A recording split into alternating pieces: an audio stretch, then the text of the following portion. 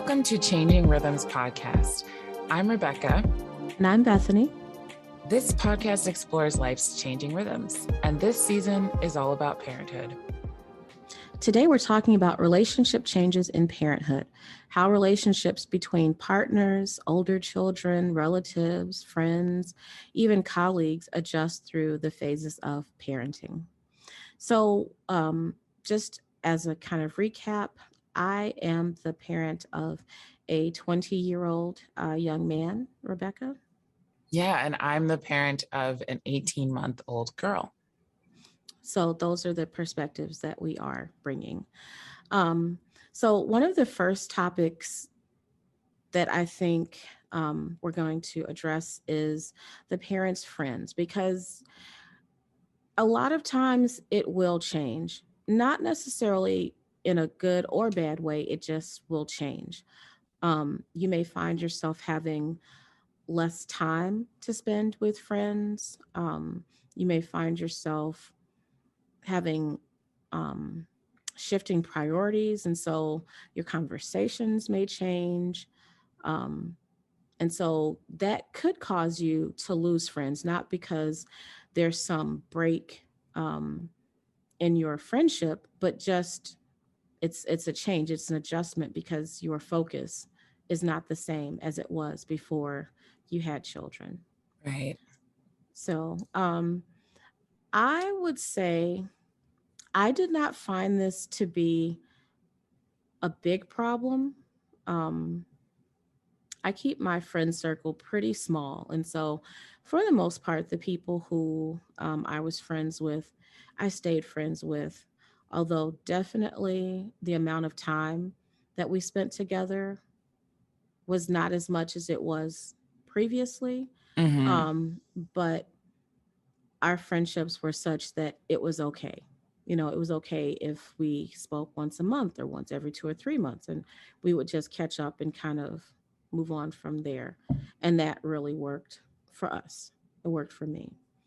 So, have you found yourself having to adjust in terms of like having less time or fewer friends to interact with?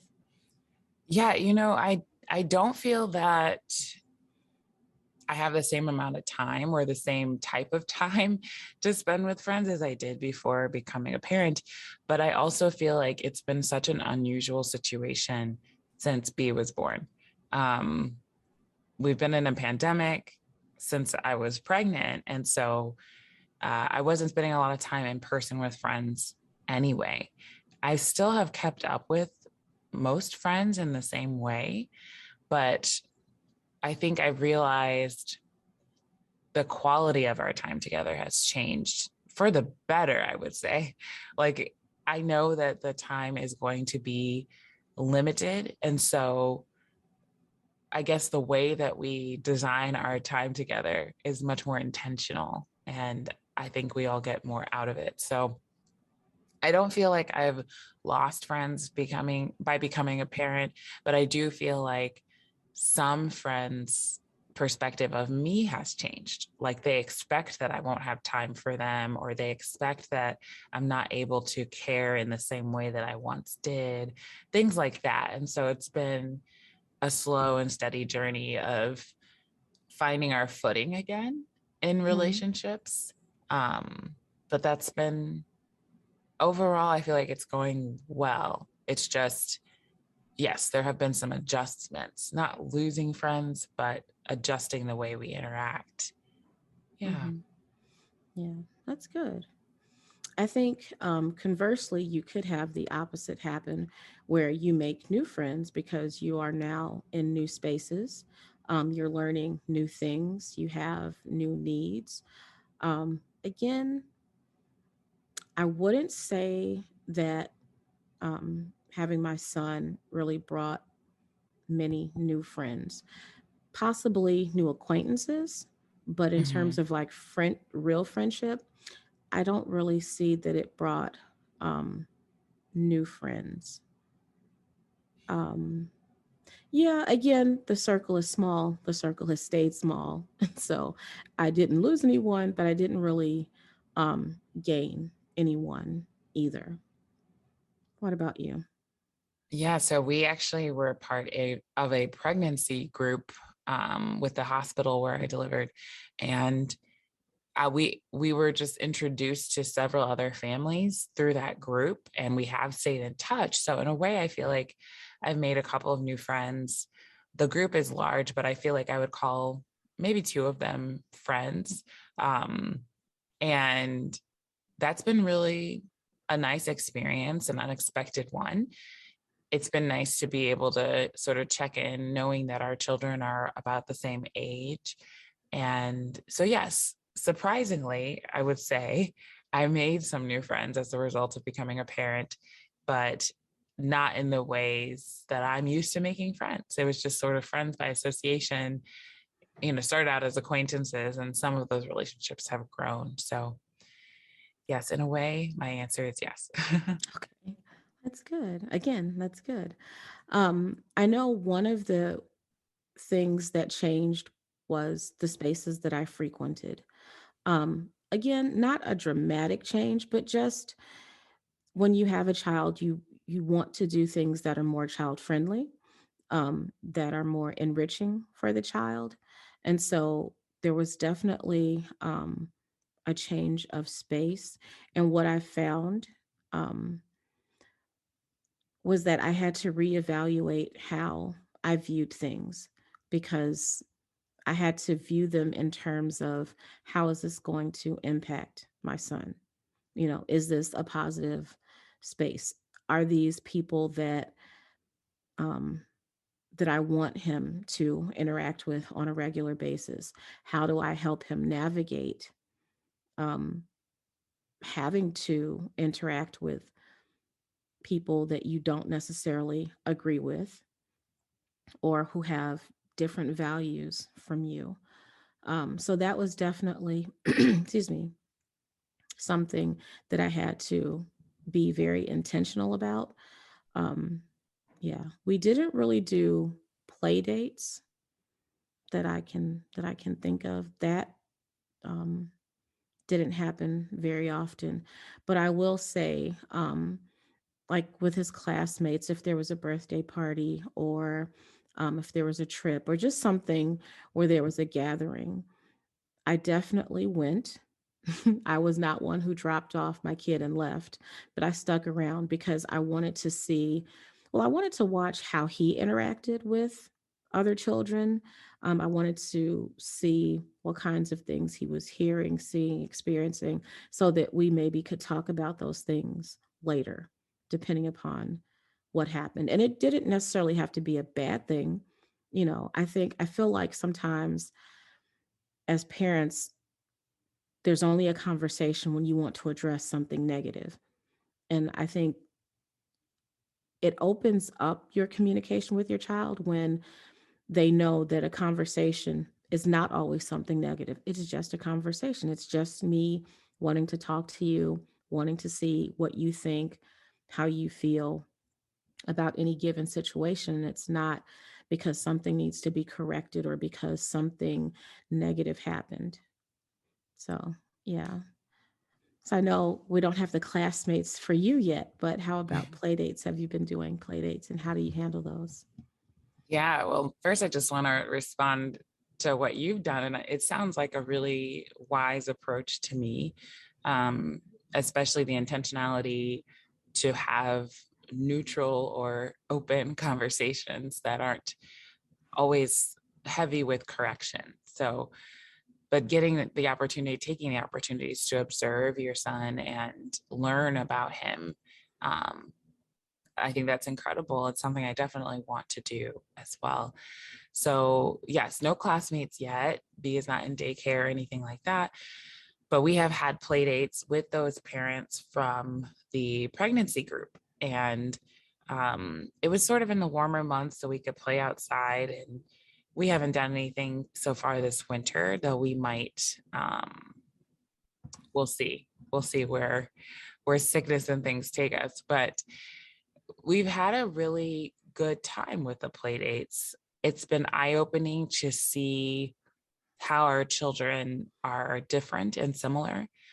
I I do feel some hesitation to compare. I don't want to compare our children, and I try to always respond to comparison, with the same idea that, yeah, they're all different. They're born around the same time, but they're going to be different. It's okay. Like, Mm-hmm. just because my kid's doing something your kid's not doing, or your kid's doing something my kid's not doing, it's fine. This is early life. They're not missing milestones yet. So I've had comparison come up a lot in play dates and things of that nature. And so that's something, again, that I just want to take the opportunity to learn from, observing, but not drawing conclusions that may be harmful, or that make me feel panicked, or make my daughter feel panicked, like she needs to be advancing in this area because the guy we played with, the little kid that we played with, is more advanced, or whatever the case may be. So it's just something that's kind of made me mindful of the messages I'm receiving about her development, as well as the messages that she's receiving.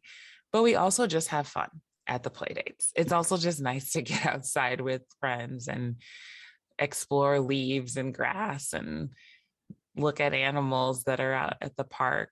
B loves the squirrels and the trees. And so, yeah, it's been a fun experience, but also one that, again, I want to take the opportunities to observe and learn what we can. And sometimes conflicting values do come up, and thankfully they haven't been too serious yet in these social situations. But I've learned that in some ways, I'm the mom that lets her kid take risks, not like physical risks in terms of just go run over there and do whatever you want, not something like that. But I was feeding her grapes in a manner that the other moms were like, but isn't that a choking hazard? And I so respect their concern, because of course we want to take care and not have our children choke on things. But when B shows me that she's capable of something, I try to kind of go based on what she's capable of, rather than what's the general guideline for her age group all the time. Mm-hmm. And so that's kind of placed me in this category of the risky mom. And I'm like, oh, I never saw myself being that way, but I guess so. If she's able to climb in and out of the chair by herself, I let her do it with close observation. If Mm-hmm. she's able to eat this or that, I let her do it. And I'm ready. I can knock that out of her throat if I have to. But that's how she learns and develops and grows. And I don't want to hold her back, but I also let her learn, by her insisting, because she does this all the time, that she wants to do it by herself. She's so self-sufficient, just like her Mm-hmm. mother. Yeah, I'm learning from that. But as she makes those decisions, I try to let them play out so that she can see this might be a time that you ask mom for help. Mm-hmm. And she's learning and I'm learning, and it's been good. But spending time with other people at play dates and things, even if we have some different approaches to handling things like what food we give our children or how they play, it's been a great learning experience for all of us. Yeah, that sounds, excuse me, like the healthy approach. Definitely. I definitely hate using cliches, but the one that says comparison is a thief of joy is really true. Because Mm-hmm. if you spend all of your time comparing your child to another child, or another child to your child, you don't get to enjoy who your child is right in that moment. Right. And so I definitely, um not while he was younger, but definitely as he got older, I had to remind myself that he is who he is, and who he is okay, you know and I hope that I instilled in him that he doesn't have to compare himself to anyone else. I mean, it's hard not to look and make observations about what's the same or what's different, what is perceived as better or what's perceived as worse. But then what do you do with that? Do you decide that this person is better than me because they can run faster, or because they learn their timetables before me, or whatever it is, or do you just go, huh, okay, they know it, I don't, and keep going, you know? And it's easier said than done, most definitely. But a lot of times I just had to learn to be quiet. You know, Hmm. it's okay not to say anything, you know, because sometimes it's better just not to say anything than to say the wrong thing with good intentions, Yeah. you know. And so sometimes I I won't say I never got caught up in comparison, because that wouldn't be true. But in those moments, I just was quiet. I know that I never said what another kid was doing compared to what he was doing, Yeah. because that's not fair to him or the other child, because we don't know what the other child went through to get to where they are, or what Jacob's going through for to get to where he is. Like, yes, I know because I'm his mom, but we don't know everything they're thinking and feeling at all times. Because for Hmm. as open as he is with me, he's not going to tell me everything, you know. And there's a Yeah. lot of things that I don't know, you know. And so it's just not fair to anyone. And so sometimes I would just nod and not say anything, What rather than wisdom. risk saying the wrong thing. Definitely. Yeah. I definitely feel like I'm learning that in new ways as a parent, and as a parent interacting with other parents. Being in this pregnancy group, we have a group text, and it's like my typical approach is to, if someone asks me a question, I respond, because that seems like the most natural and respectful thing to do. But I have definitely had some experiences in that group text that made me think, it might be best not to respond. It might be best to let the group handle this Mhm. without me, because a lot of the time, my response to a question like, what's your experience with this, I think would come across as, I don't know if they would say showing off, but it was clear to me that it didn't encourage anybody Mhm. to hear that I wasn't struggling with that. Mhm. And that happened several times, and I felt that the engagement I'm getting in this group is very different from the engagement that others who are like, oh yeah, me too, struggling alongside you in that, are getting. And so I just began to be quiet and observe more. And I Mhm. really don't know what anyone was thinking about me, but i I do feel that I have come to value not responding as the right response, Mhm. where I haven't been in a situation where I've seen it that clearly and that way before, but parenting seems to be special in that it's so personal, obviously, but it's also, there's a lot of insecurity there, I think. Mhm. Uh, like, what if I'm not doing it right? What if the situation or the way that I'm going about it is harmful to my child, or I'm not giving them their best chance, or things like that come up for a lot of us. And so I see that there are many opportunities to respond with silence and wait and see. And they know, perhaps because of our conversations, that maybe I have a unique experience that they want to hear about, and they can ask me specifically, rather than me always readily sharing it. I hope that makes sense No, it absolutely does. without specifics. Yeah. Okay, great. Oh, it does. It does. And when you said that parenting is very private, it is, or personal. You said personal, Mhm. and I was thinking, it is very personal, but it plays out very publicly.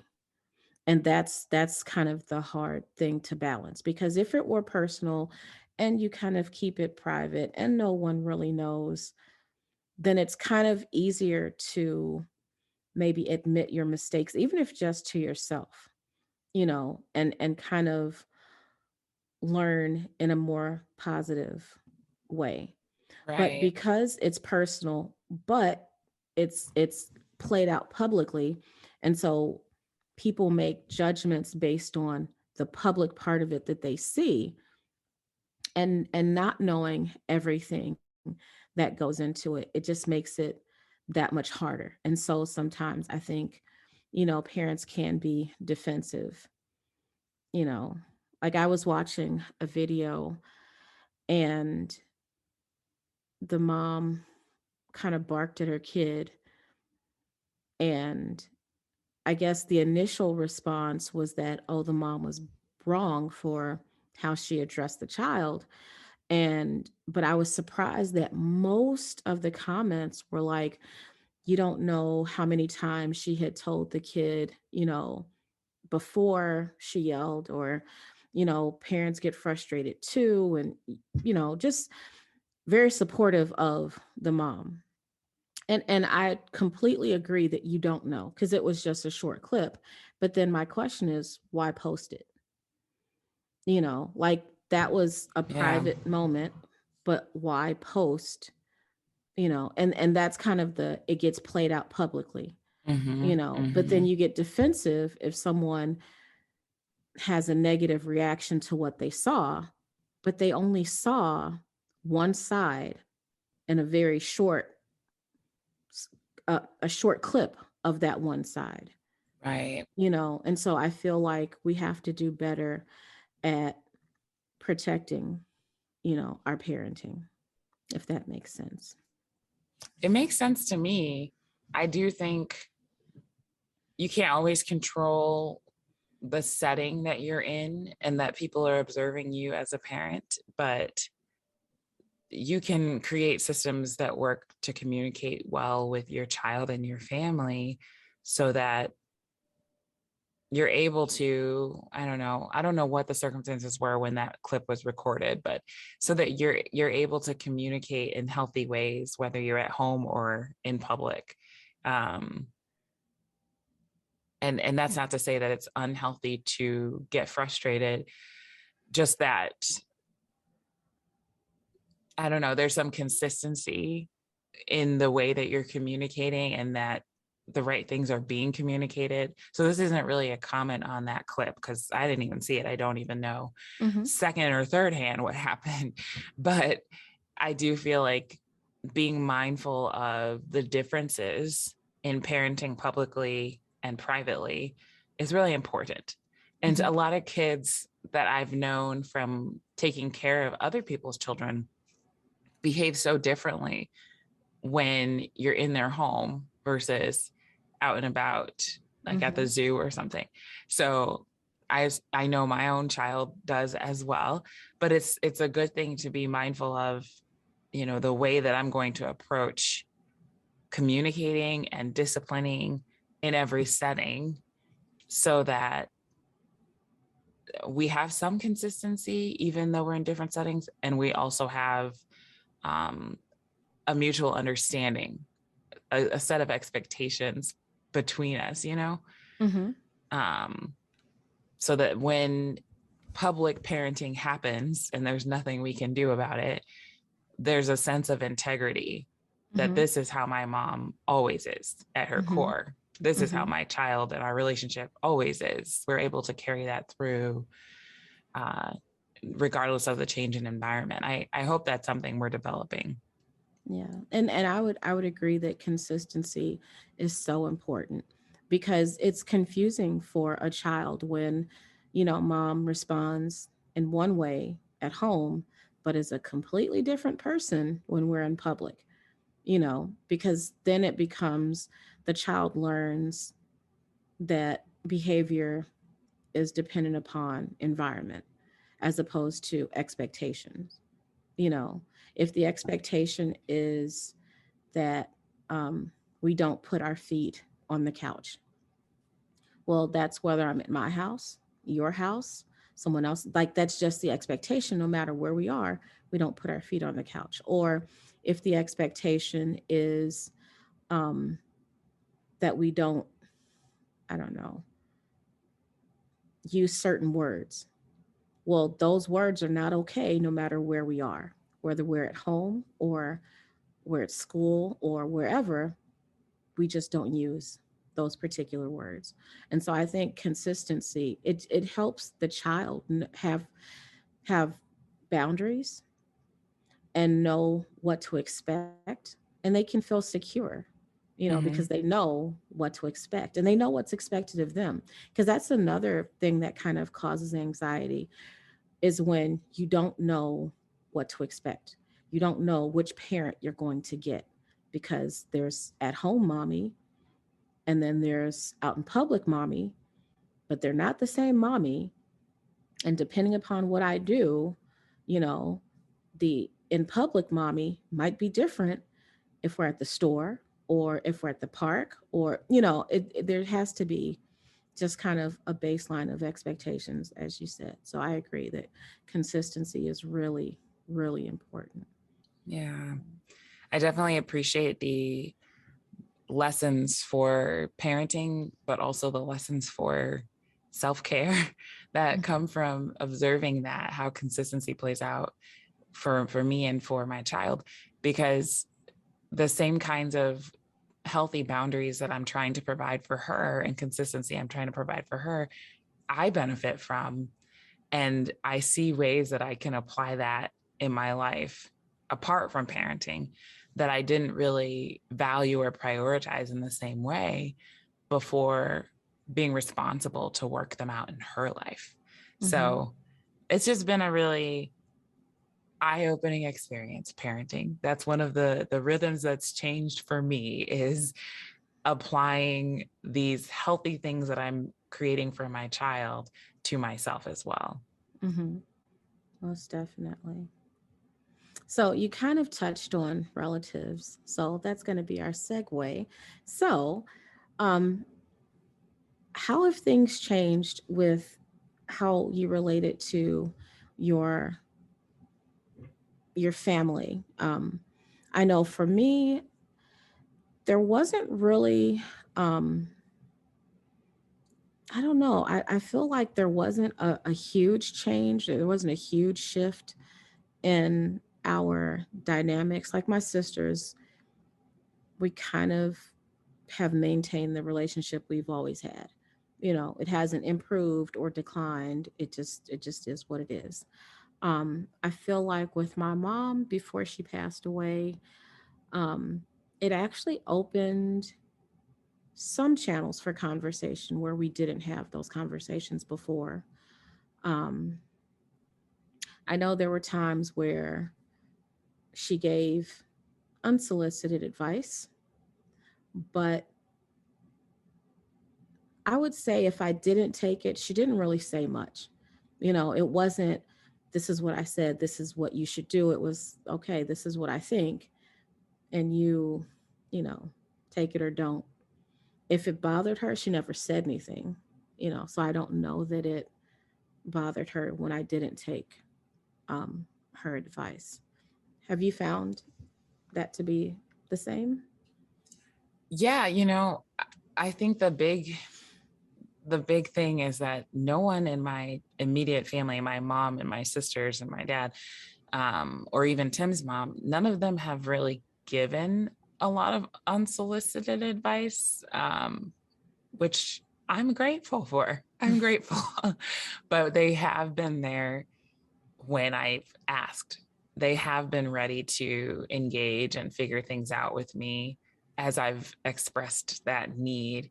And my mom, in particular, she has had 6 children. She's raised 6 children, plus, been a part of raising children around her outside of our immediate family. And I think that she has a deep understanding of the value of advice and the timing of advice. And Hmm. it's been refreshing to be able to share with her what's going on and here's what we're trying to do about it and here's what we're thinking, without her um, going overboard or taking over the situation.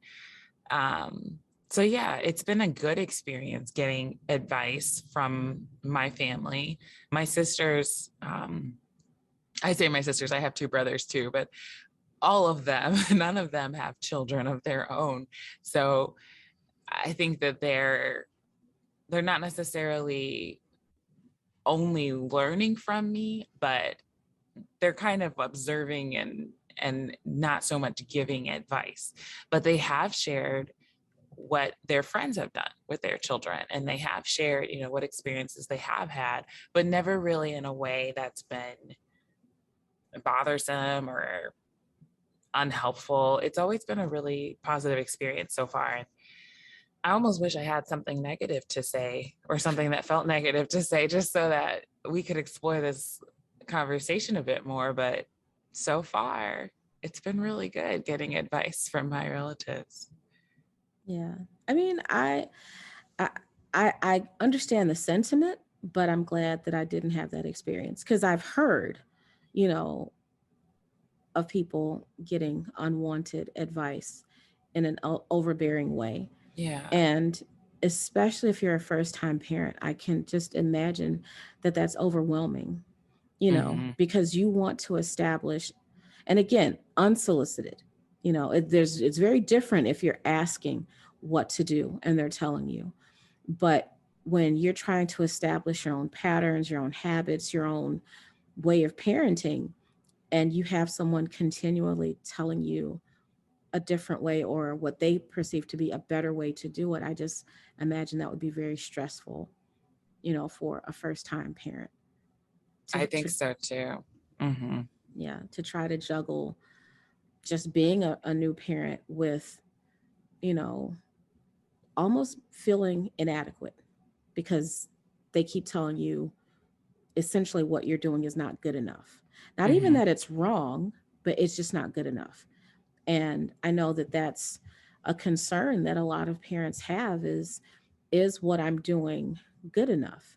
And not good enough as in, the basics, but like, is this beneficial to my child? Am I, not harming my child? Am I doing something that um, is going to build them up in the long run? Even if Right. you don't think that explicitly, I feel like just that underlying concern is there all the time. For sure. And I have had a couple of instances of advice that I would have not asked for from friends. And I think it's so interesting, you know, because I don't think any of them said you're not good enough. But like you pointed out, it's like there's this inherent question, especially with a newborn. Am I doing enough for my child? Am I doing everything right by my child? You know, and so any unsolicited advice can throw a wrench in my confidence in that phase, you know, and I only had a couple of things happen like that, none of them from my family, but from friends. And I definitely feel like it's important to know the impact when you start to offer up things like that and leave a Hmm. lot of space for people to do things differently and, you know, be clear about what's wrong and what's just different. Hmm. Because usually with parenting, it's just different. Right. Um, that's at least been my experience so far. So, yes. Yeah.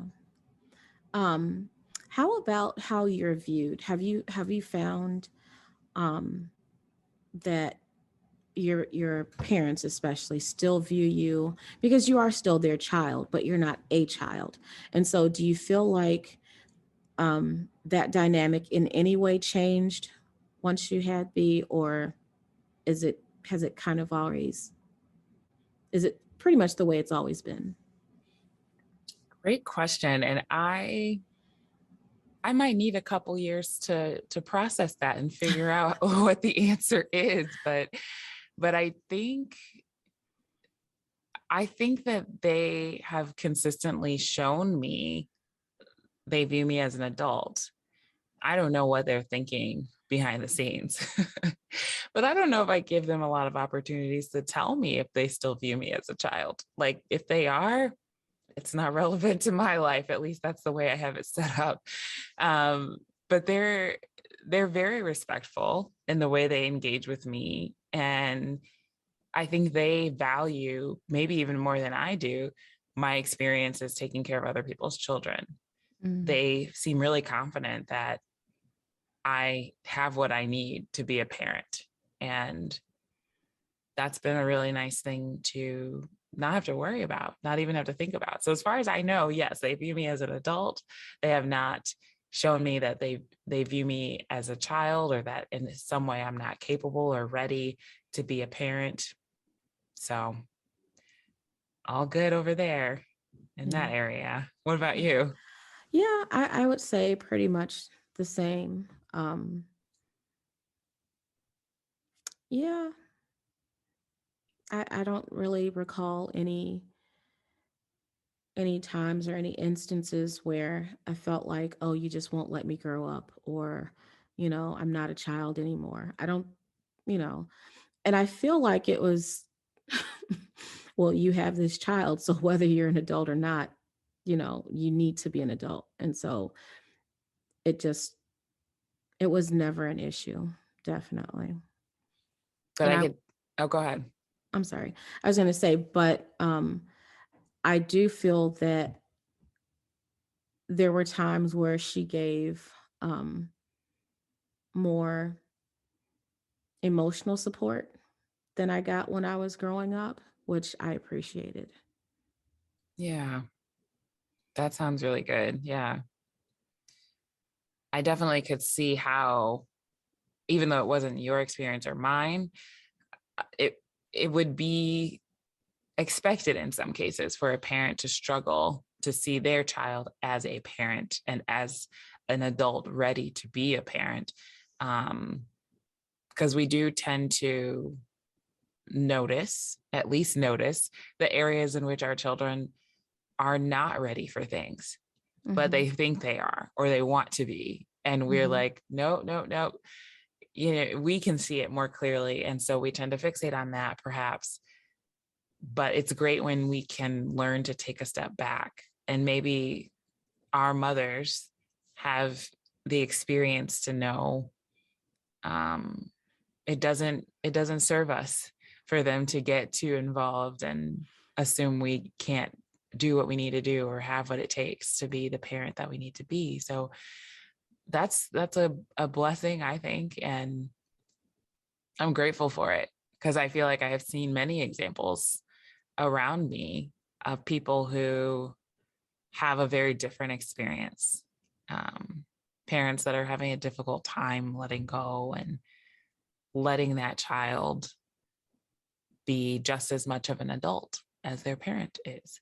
So I'm grateful for our experience, but I definitely think um, it's something I want to stay mindful of so Mm-hmm. that I can do something similar to my parents. Expect B to grow into the stage that she's in and have what she needs to do well. Mm-hmm. It's interesting. I was thinking, um, I wonder if part of the reason was because even though I did some things differently at the core, I kind of parented the same way she did, Hmm. and so because it wasn't like drastically different, you know, she didn't feel the need to step in. Whereas maybe if I had done something, again, there were differences, but like certain things just were the same. Because it was the same, she felt like, okay, it's fine. I don't Yeah. know. Yeah. I mean, I'm sure that could be a comfort to see, you falling in a similar path. That could be a comfort to her as your mom. So that makes sense to me. I definitely am just at the beginning of this journey. So, like I said, maybe I'll have some more processing done in another couple of years and we can revisit this part. Yeah, yeah. So I said that I felt like I got more emotional support. How do you feel? Do you feel like you get a good amount of emotional and not just emotional, any kind of support that you want to address?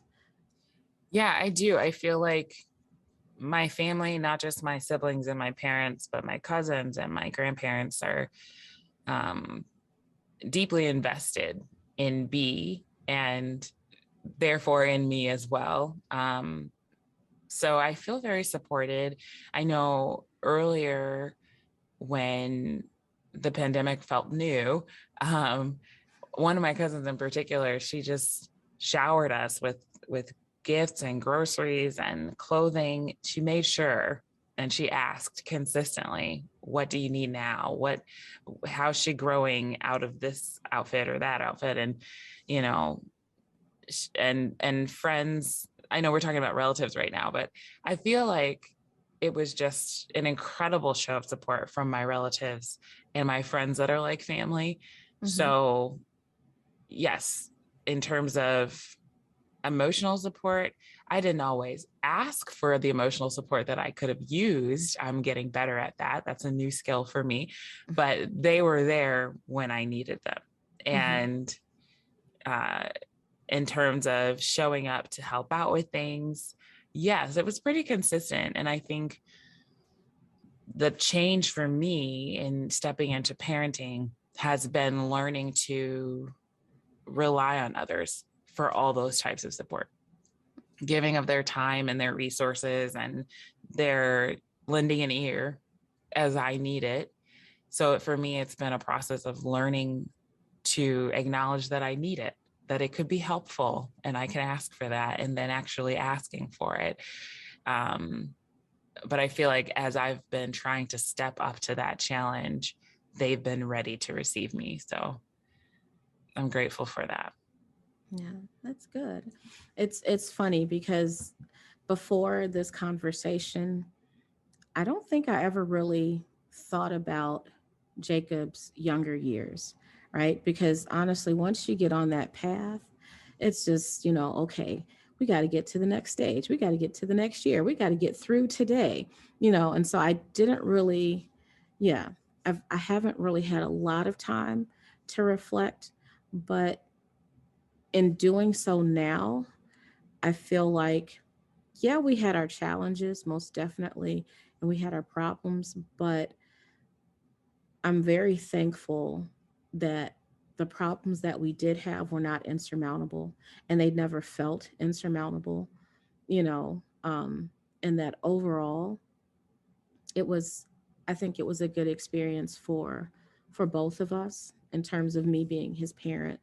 I hope it was a good experience for him being my child. Yeah. But yeah, and so I am very appreciative because I know that the challenges that we faced could have been so much more. They could have been compounded by so many more things. Like if I had lost all of my friends, that'd be really hard. Or, if I couldn't figure out how to navigate the comparison, that would be really hard. Like just things that I don't know. I just feel really blessed to have dodged some of those pitfalls. Yeah. Yeah. I So, do wonder what our listeners' experiences have been in those ways. And because I feel like maybe it's rare that the two of us are sitting here not having experienced some of those really hard things, but I don't know. I definitely want to acknowledge and be aware that we've been fortunate and having been spared from those things, even though we've had to deal with our own other struggles. We've been really fortunate to have this experience. I definitely agree. So, this concludes part 1 of our episode on relationship changes in parenthood. Come back for part 2 of the discussion. We invite you to email us at changingrhythmspodcast@gmail.com with any comments you have or any questions you have. We'd love to hear from you, and we look forward to exploring more with you. Stay safe and healthy until then.